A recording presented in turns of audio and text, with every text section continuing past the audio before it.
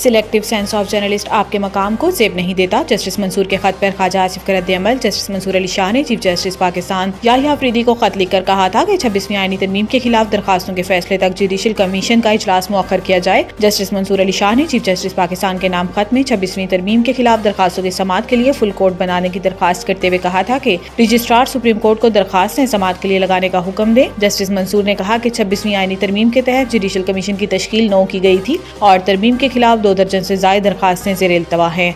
26वीं तरमीम के खिलाफ दरखास्तें मुस्तरद भी हो सकती हैं और मंजूर भी हो सकती हैं। अगर दरखास्तें मंजूर होती हैं तो जुडिशल कमीशन के फैसलों की मुकद खत्म हो जाएगी और ऐसी सूरत हाल इदारे और मेंबर्स के लिए शर्मिंदगी का बाइस बनेगी। लिहाजा जुडिशल कमीशन का 6 दिसंबर का इजलास मौखर किया जाए। जस्टिस मंसूर अली शाह के खत पर रद्द-ए-अमल देते हुए वजीर दिफा ख्वाजा आसिफ ने सोशल मीडिया पर लिखा कि निहायत मोहतरम जस्टिस मंसूर अली शाह साहब ने खत में एक खदशे का इजहार फरमाया। इन्हें खदशा है इनके खत के मंदरजात पर अमल न हुआ तो अवाम का अदलिया से एतमाद उठ जाएगा। बिलावल भुट्टो से इसाक डार की मुलाकात। मामलात के हल के लिए कमेटियों की मुलाकातों पर इत्तेफाक। दोनों रहनुमाओं की मुलाकातों में मामलात के हल के लिए पीपल्स पार्टी और हुकूमती कमेटियों की मुलाकातों पर इत्तेफाक किया गया। मुलाकात में गवर्नर खैबर पख्तूनख्वा फैसल करीम कुंडी, वजीर आला बलोचिस्तान मीर सरफराज बुगटी और पाकिस्तान पीपल्स पार्टी के सीनियर रहनुमा राजा परवेज अशरफ भी मौजूद थे। बादशाह गवर्नर खैबर पख्तूनख्वा फैसल करीम कुंडी ने भी chairman Peoples Party Bilawal Bhutto को ऑल पार्टीज कॉन्फ्रेंस से मुतालिक ब्रीफिंग दी। इस मौका पर बिलावल भुट्टो ने कहा कि सूबे के वसाइल और क़याम अमन के लिए आपके साथ हैं। वजीर आला बलोचिस्तान सरफराज बुगटी ने भी chairman Peoples Party Bilawal Bhutto Zardari से मुलाकात की। मुलाकात में सूबे में अमन व अमान समेत मजमूई सूरत हाल पर तबादला ख्याल किया गया।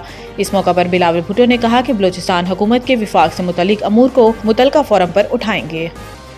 फेक न्यूज़ पर किसी को जेल में डालना है तो पहले विफाकी वज़ीर इत्तलात को पकड़े। बैरिस्टर सैफ ने विफाकी हुकूमत को तनकीद का निशाना बनाया। बैरिस्टर सैफ ने कहा कि तहरीक इंसाफ ने कभी मुज़ाकरात से इनकार नहीं किया, शर्त यह कि मुज़ाकरात बामानी हो और ड्रामा ना हो। एहतजाज के दौरान भी हम मुज़ाकरात कर रहे हैं। इन्होंने कहा कि फेक न्यूज़ पर किसी को जेल में डालना है तो पहले विफाकी वज़ीर इत्तलात को पकड़े।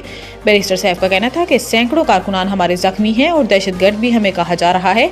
आइन के दायरे में कानून का नफाज करना है तो हम साथ देने के लिए तैयार हैं।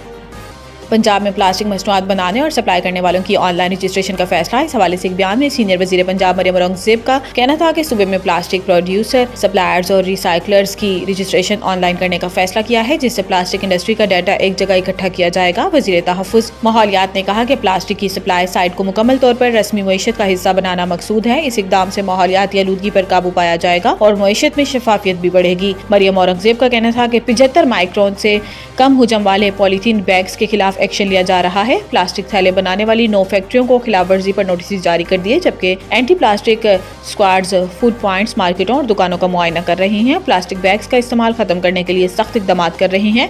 दुकानदारों को मुतबादिल माहौल दोस्त बैग्स इस्तेमाल करने की हदायत की है।